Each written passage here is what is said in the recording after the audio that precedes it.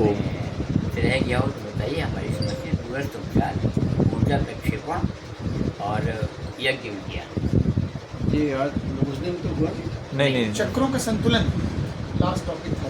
क्या है जो भी हम कार्य करते हैं उनका 3 स्टेज में लाभ होता है। कर्म से संस्कार बनता है और संस्कार से प्रारब्ध बनता है। जी। कर्म की स्वतंत्रता इसी टू डेथ, शरीर में गांठें अटकन शून्य, हाँ, गर्म और ठंडा से मर्दन, संप्रेषण, हाँ। सूट, झारण, हाँ, ये सब हो गया था। मीठा एवं सरल हाँ, वार्तालाप, वार्तालाप। इतना यहाँ सर इजी टू डेथ के बारे में थोड़ा सा बता दीजिए। इसके बारे में बताते हैं। और इसके अलावा एक विशेष जो अभी अभी बात हुई 1 मिनट पहले, उस पर चर्चा कर लीजिए कि अभी आप लोगों ने सबने सीखा और हमारे पिताजी ने भी सीखा।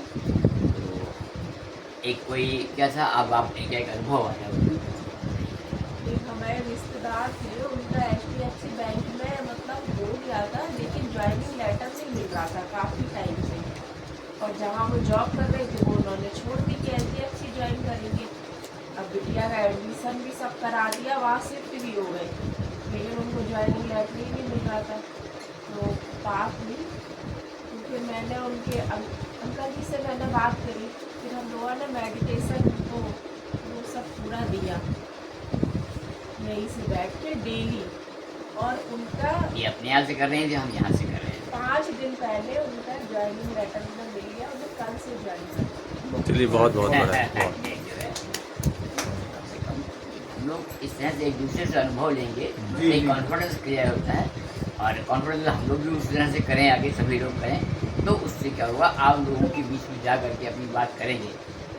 अगर हम कहते हैं 100 बार में आपको 80 बार आपको फायदा हुआ, आपको 80% लाभ हुआ, 20% ना हुआ, कोई दिक्कत नहीं। तो बहुत बार ऐसा होता है कि हम परमात्मा नहीं है, कोई विधाता तो नहीं है कि इसको जो कह दिया था वो ही जाएगा, हाँ हाँ है ना। लेकिन जब मैंने किया तो पूरा मतलब फुल मैंने 1 घंटे का मेडिटेशन किया अंकल जी का। फिर अपना सारे वो पॉइंट मैंने जितने भी सारे सब कुछ वो किया। और उसका उसके प्रोसेस बाद यही फिर मैं उस चीज़ पे पहुंची, उनको वो मतलब देने के लिए। आप सबसे पहले स्वयं को तैयार पहले किया। अपने आप को चार्ज करेंगे, और जब पहले- चार्ज करेंगे तभी वो जब चीज़ है कि हम अपने को चार्ज करेंगे, जब हमारी बैटरी चार्ज होगी तभी हम किसी दूसरी बैटरी जिसमें जो डिस्चार्ज हो तभी उसको हम पावर दे मशीन पाएंगे। को चला और हमें चार्ज ही नहीं तो कितना हम उसको। बिल्कुल सही है कि हमको ये ध्यान रखना है कि हम लोग नियमित उसको जो है करें। जो चक्र बैलेंसिंग है, 24 पॉइंट्स हैं, ये आपको नियमित करने हैं। मेडिटेशन के लिए आपको कम से कम आधा घंटा समय देना है ना। उसके लिए कोई आवश्यक नहीं है कि हम सुबह उठ कर नहा धो करके और ये करके वो करके अपने ऑफिस का टाइम काट करके, ऐसा कुछ नहीं। सुबह जो उठ रहे हैं उससे आधे घंटे पहले उठ जाइए, थोड़ा सा ये प्रयास कीजिए। और वो आधा घंटा बिना किसी नहाए धोए कोई हो जाए तो अच्छी बात है, मतलब नहीं ना हो तो कोई उसका बंधन नहीं है। सुबह उठ के बैठ गए और उसको आपने अपना पूरा किया। और उसके बाद आपको अगर लगता है किसी की कोई समस्या है तो आप जब देंगे तो उसको फायदा होगा। और वो चीज़ जो है रात में सोते वक्त भी किया सकते, ये नहीं कि सिर्फ सुबह ही किया सकते। आप जो सोने जा रहे हैं वो टाइम आप आधा घंटा ले लीजिए, वो भी आप पढ़ सकते हैं। एक आधा घंटा 1 घंटा जो करना चाहें, मतलब मिनिमम आधा घंटा मैंने बताया। हमारी बाबू 2-4 हैं, कर सकते हैं। हमको से बच जाता है 11 साढ़े 11 बज जाता है, 12 बज ही जाता है, तो वो जो देना होता है वो अलग से। बाकी रोज अपने को चार्ज जरूर कीजिए, जितना अपने को ट्रेन करेंगे, अपने को प्योर करेंगे, उतना ही अच्छा आपका मेडिटेशन काम करेगा और लोगों के बीच में आप ये ध्यान रखें। तो अब हम आपको चक्र बैलेंसिंग की बात करेंगे। सर इजी टू डेथ बोले। हाँ, सॉरी इजी टू डेथ का अर्थ देखिए यही है कि पहली चीज़ ये समझिए कि आदमी की डेथ होती क्या है, what is the meaning of death. भाई हम देखते हैं कि एकाएक कोई व्यक्ति अच्छा भला है या कष्ट में ही सही जीवित है और थोड़ी देर में वो आदमी एकदम निश्चेष्ट हो जाता है। आदमी हाथ पैर सर बाल सब कुछ सब ऐसे ही रखे हुए हैं, लेकिन आदमी वहाँ से गायब है। तो आखिर क्या होता है, कहाँ जाता है? यह अपने आप में एक सामान्य सी घटना है। भयावह सिर्फ इसलिए है कि इसमें रिप्ले नहीं होता है। आई थिंक थोड़ा सा इतना हो जाए कि मरने के बाद भी आदमी 2 मिनट के लिए 10 मिनट के लिए आ जाए, थोड़ा बात कर ले, तो फिर ये घटना हो जाएगी, फिर आदमी डरेगा नहीं। सिर्फ इसीलिए डरता है कि एक बार हो गई तो फिर उसके बाद में कुछ नहीं। वास्तविकता ये है कि हमारे शरीर में जो हमारा भौतिक शरीर है, उसमें जो हमारा सूक्ष्म शरीर है, हमारी चेतना जो है, वो जब तक है तब तक ही हम जीवित हैं। तो वो कैसे है? उसको लाने के लिए हमारे शरीर में एक प्राण नाम की चीज है, कहते हैं ना कि प्राण निकल गए, बड़े सब प्राण। प्राण अपने आप में एक चार्ज है। हमारा ये संसार सृष्टि जितने ब्रह्मांड है उसमें एक चार्ज हर तरफ भरा हुआ है। जैसे समुद्र के अंदर मछली है तो वो मछली के अंदर ही पानी है, मछली के बाहर ही पानी है, और उसी से वो जीवित है। और जब उन दोनों का अलगाव हो जाता है तो डर हो जाता है। तो बिल्कुल इसी तरह से यह संसार परमात्मा के प्राण का समुद्र है और उसमें हम लोग अंदर हैं। तो क्या है, सूक्ष्म शरीर 2 लोग हैं, सूक्ष्म शरीर है और हमारा भौतिक शरीर है। इन दोनों को जोड़े रखने का काम प्राण का है। प्राण इनको चिपकाए रखता है। जैसे 2 कागज हों, उसमें बीच में गोंद लगा दिया जाए, चिपका दिया जाए तो एक मोटा सशक्त कागज बनकर तैयार हो गया। तो उसी तरह से हमारा जीवन में प्राण जो है वो हमारे सूक्ष्म शरीर को, यानी कहिए मुझे और मेरे शरीर को जोड़ के रखता है। शरीर मेरा है, शरीर मैं नहीं हूँ। ये तो बहुत लोग बताते हैं, इसलिए इसमें कोई चर्चा की बात नहीं है। शरीर मेरा होता है लेकिन मैं नहीं। मैं जो हूँ वो शरीर से चिपका हुआ है। पहले उसको उल्टे में लोग बोलते हैं, सब फलाने की आत्मा को ये हो गया। फलाने की आत्मा थोड़ी, आत्मा के फलाने शरीर में ये हो गया। आत्मा का शरीर है लेकिन शरीर की आत्मा है, ये सब क्योंकि हम लोग उसको भौतिक जगत की ओर से देखते हैं। तो अब समझिए कि जो ये डेथ है वो सिर्फ इसलिए नहीं होती है, इसलिए भयावह है कि उसमें रिप्ले नहीं है। आदमी नहीं चाहता है मरना, लेकिन ये सत्य है कि कभी न कभी किसी न किसी रूप में डेथ तो होनी ही है। जिंदगी कम ज़्यादा की जा सकती है। जैसे लोग कहते हैं कि हमारी ज़िंदगी जितनी लिखी है भगवान ने उतनी लिखी है, नहीं, जिंदगी परमात्मा ने लिखी नहीं है। आपको एक ज़िंदगी दी है और आप उसको खर्च कर रहे हैं। ये डिपेंड आप पे करता है कि आप कितने दिन में उसको खर्च कर लेते हैं। 10,000, 20,000, 50,000 मान लो एक आदमी को दिया गया, तो कोई आदमी उसको 10 दिन में ख़त्म कर लेता है, कोई आदमी उससे सालों चला सकता है। तो वही स्थिति है कि परमात्मा ने हमको जिंदगी दी है और वो हम जितने दिन में खर्च कर लें। अब वही भयावह वाली बात आ गई, कोई आदमी मरना भी नहीं चाहता। ये आज की बात नहीं है, हमेशा की बात है। सबसे बड़ा आश्चर्य ब्रह्मांड का यही है कि सामान्य आदमी की छोड़िए, महाऋषि जो हम लोगों से पुरातन काल के रहे हैं, उनको भी ये मालूम था कि वो मरेंगे, लेकिन अमरत्व की खोज दुनिया भर में जारी ही रही। हर आदमी चाहता था कि मैं अमर हो जाऊँ। ये बात अलग, कोई अमर नहीं हुआ, लेकिन जान के भी, कहते हैं कितनी बड़ा आश्चर्य है इस दुनिया का कि जान के भी सबको मरना है, लेकिन हर आदमी अमर होना चाहता, सब मरे ना। तो अब क्या होता है, जिस वक्त आदमी की ये स्थिति होती है और वो चाहता है कि हम मरे ना, वो अपनी भावनाओं से, अपनी अंतर शक्तियों से, अपनी चेतना से, अपने कर्मों से, अपने विचारों से वो चाहता है कि हम इस शरीर को पकड़े रहें और ऑफ्टरऑल छूटना है। अगर कोई ऐसी स्थिति हम पैदा कर सकें कि वो उसके बंधन, वो उसका जुड़ाव, जो लगाव है, जो मोह है, वो उसका टूट जाए, तो हमारा जी टूट जाए। लोग महामृत्युंजय मंत्र का पढ़ते हैं, क्या है महामृत्युंजय मंत्र, उसमें क्या कहा गया है?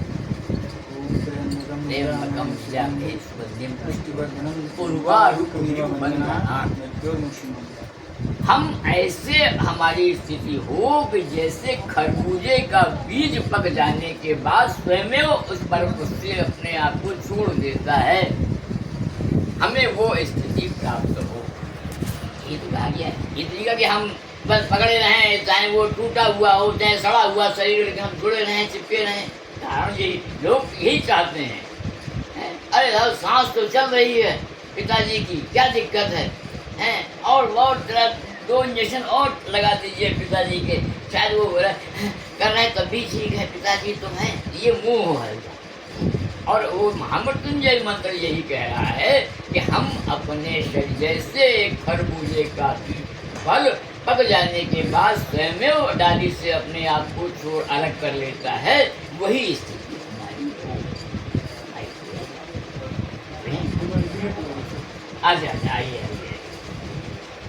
विनय जी हमारे जो कौन सी बात है? हैं, कौन सी बात है? अच्छा अच्छा डॉक्टर साहब, एक मेरा क्वेश्चन ये है हाँ। कि अच्छी आत्मा और बुरी आत्मा में क्या है? आत्मा तो एक ही है, प्योर सोल एनर्जी, लेकिन आदमी ये क्यों कहता है कि वो बुरी आत्मा है, वो बदला ले रही है? ऐसा क्यों है? वो बुरी आत्मा है, अच्छी आत्मा है, बदला तो एक भौतिक शरीर लेता है ना। वो बात नहीं। अब एक भौतिक शरीर लेता है। भौतिक शरीर का मतलब जैसे आप पूछ रहे हैं कि तलवार को मारती है, आदमी थोड़ी मारा है, ये क्या ही बात है भाई? मारने वाला तो आदमी है, तलवार तो इंस्ट्रूमेंट है। नमस्ते। तलवार अच्छी बुरी नहीं हो सकती। तलवार जो है वो अच्छी, उसमें धार है, माने धार है। जब वो जाएगी तो पेट में चली जाएगी, जब निकाल दी जाएगी निकल जाएगी, आदमी मर जाता है तो तलवार क्या कर दे उसके लिए? तलवार गुण है।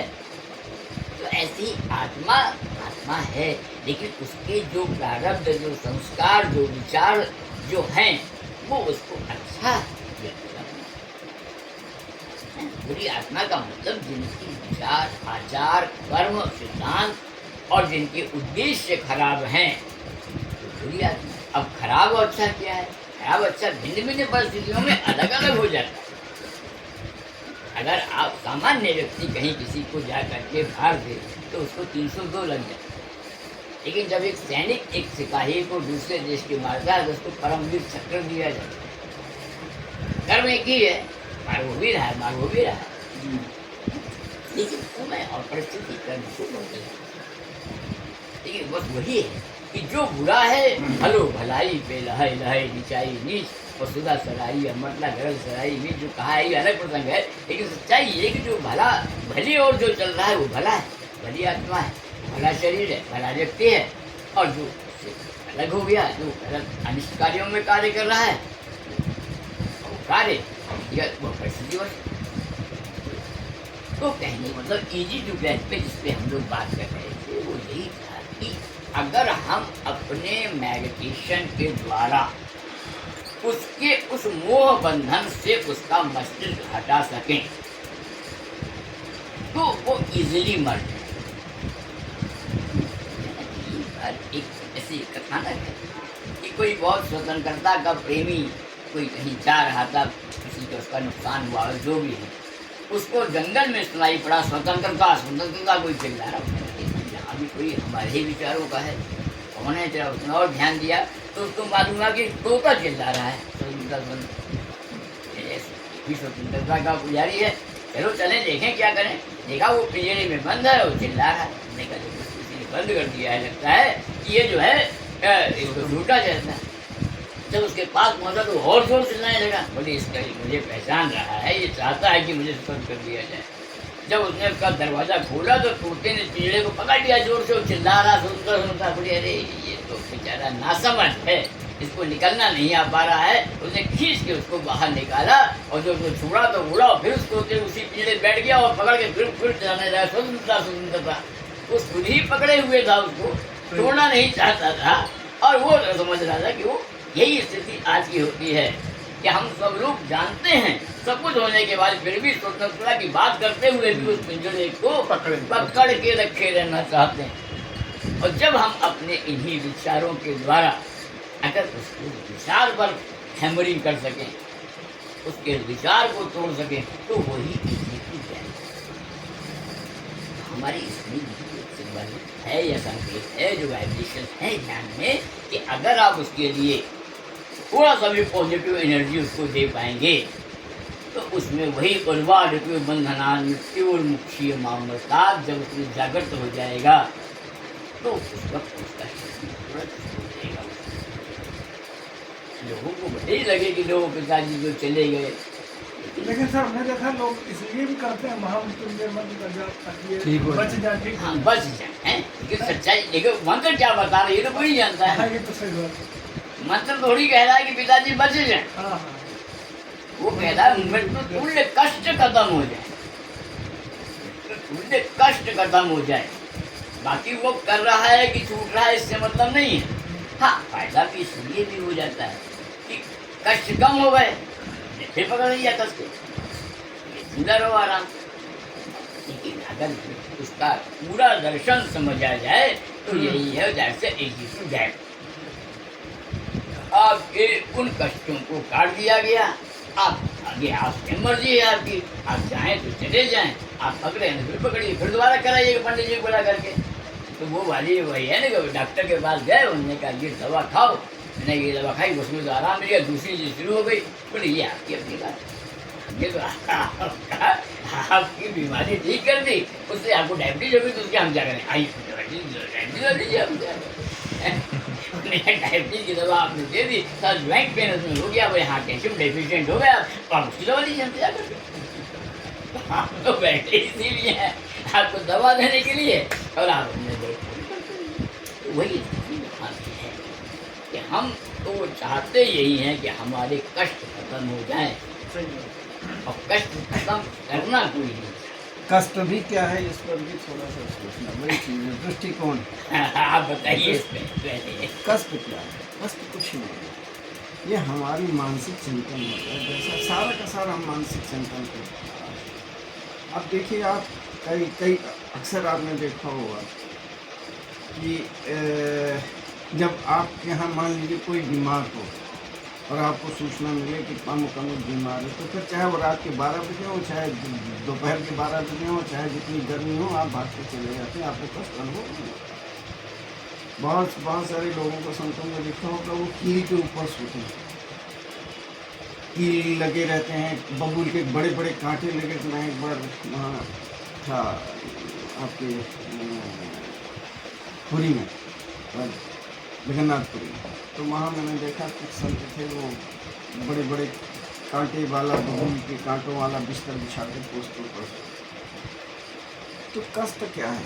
कष्ट भी हमारी मानसिक परिस्थिति है, हम उसको अनुभव कर लेते हैं। कभी वही कष्ट जो होता है बड़ा सुखदायी भी होता है, आपने कई बार अनुभव, ये प्रत्यक्ष अनुभव की बातें हैं, कहीं थ्योरी में जाने की या कोई बुक कंसल्ट करने की जरूरत है। आपने देखो कई बार आपको कष्ट होता है लेकिन बड़ा आनंद आता है, उसमें भी सुख मिलता है, उसमें भी आनंद। आप किसी की भलाई करते हैं, आपको उसमें भी आपको अगर कष्ट हो रहा है तो आपको कष्ट नहीं है, आप आनंद लेते हैं। तो ये सारी की सारी ये सब हमारी मानसिक और यही मानसिक स्थिति ही हमारे हमको सारा का सारा चिंतन ही हमारा सारा का सारा अच्छा और बुरा बनाता है। मृत्यु का जैसा भी होता है, मृत्यु भी वही है कि हमारी जो मोह है, मोह के कारण ये हमसे छूट जाएगा, ये हमसे निकल जाएगा, हाय राम ये मेरा यह शरीर ये हमसे से छूट जाए, ये हमारे पिताजी हैं, इनका शरीर छूट जाए। लेकिन जैसे वो प्राण निकल जाते हैं फिर उस शरीर से मोह नहीं जाता, तुरंत कहता है कि अरे भाई हटाओ इसको जल्दी से, तुरंत फूंको इसको। तो जो मोह होता है वो हमारे कारण, उसके मोह के कारण सारी स्थिति। और मोह अच्छा भी होता है, ऐसा नहीं है कि मोह खराब है। अपने आप में यही बार मैं कहता हूँ और कहते हैं कि अपने आप में ना तो कोई चीज़ अच्छी है और ना बुरी है, हमारा उसके पीछे दृष्टिकोण क्या है। सही बात। जैसा अभी उसकी बात बताई कि एक ने गांव में मारा किसी को बंदूक तो 300 तो लिखा, फांसी की सजा हो गई साहब। और सीमा पे उसने मारा तो उसको साहब परमवीर चक्र मिल गया। वो गांव आता है आके, उस सरकार भी उसको दे रही है, गांव वाले भी उसको कंधे पे उठा रहे हैं, तो उसके पीछे दृष्टिकोण ही तो है। वही चाकू है, वही उसी चाकू से एक डाकू अभी तलवार की जो हथौड़ी वो उससे मारते हैं, मर जाता है। और चाकू वही होती है, डॉक्टर उसे ऑपरेट करता है, आदमी बच जाता है। चीज़ वही है, दृष्टिकोण हमारा, भाव क्या है, तो सारा का सारा भाव के ऊपर। और यही हीलिंग पे भी हीलिंग भी क्या है, हीलिंग यही है। हम आप किस भाव से किसी के लिए कर रहे हैं।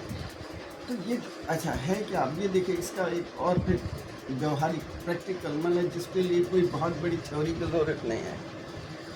आपके जो विचार होते हैं वो बराबर चलते रहते हैं। उसका एक उदाहरण जैसे भले दिखाई ना, जो आप अभी विचार रख रहे हैं उनका प्रभाव नहीं पड़ रहा है, ऐसा नहीं है, उनका प्रभाव पड़ रहा है। जो हम अभी सोच रहे हैं, जो हम कर रहे हैं, अच्छा या बुरा जो भी करें, आप किसी बड़े से तालाब या कोई भी तालाब हो और उसमें एक कंकड़ आप फेंकें, जब आप कंकड़ फेंकेंगे तो उससे लहरें उठेंगी, तो थोड़ी दूर तक तो आपको दिखाई देगी, थोड़ी देर के बाद नहीं दिखाएंगी, तो ख़त्म नहीं होती।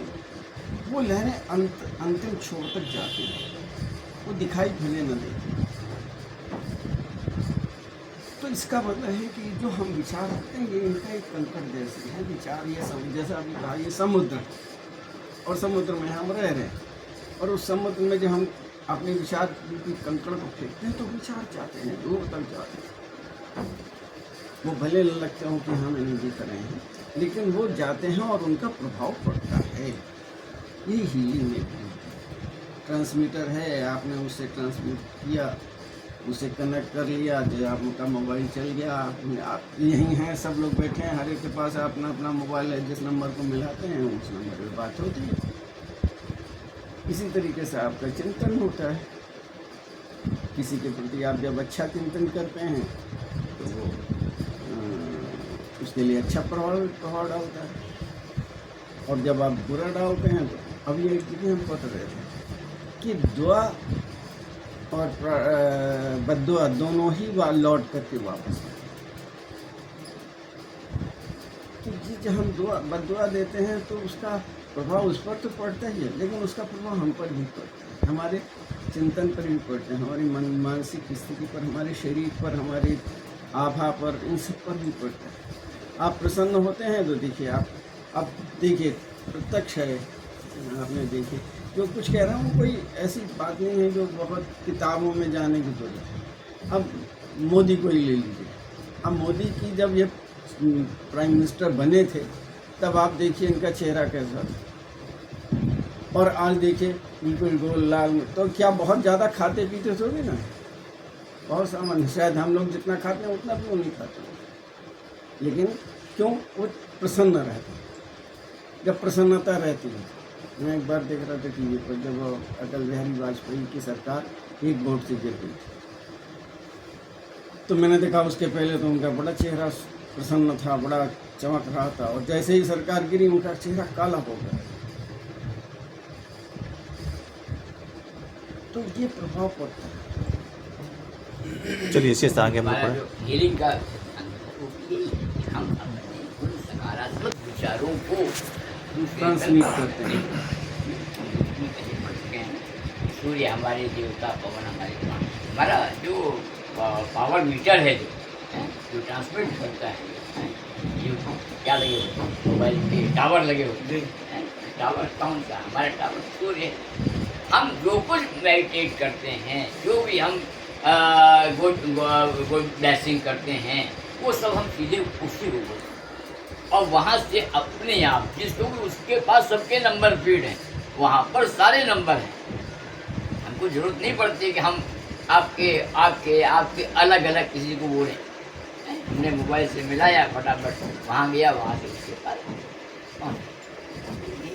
हमारे से। तो इजी टू डेथ की बात तो पूरी हुई। तो अगर आप जब भी कोई ऐसा दिखता है, भले हम कहते घर वाले बहुत परेशान हैं, सब कुछ ठीक है, लेकिन अब हम लोगों को इतनी समझ आ जानी चाहिए यहाँ बैठने के बाद कि कहाँ पर इजी टू डेथ की जरूरत है।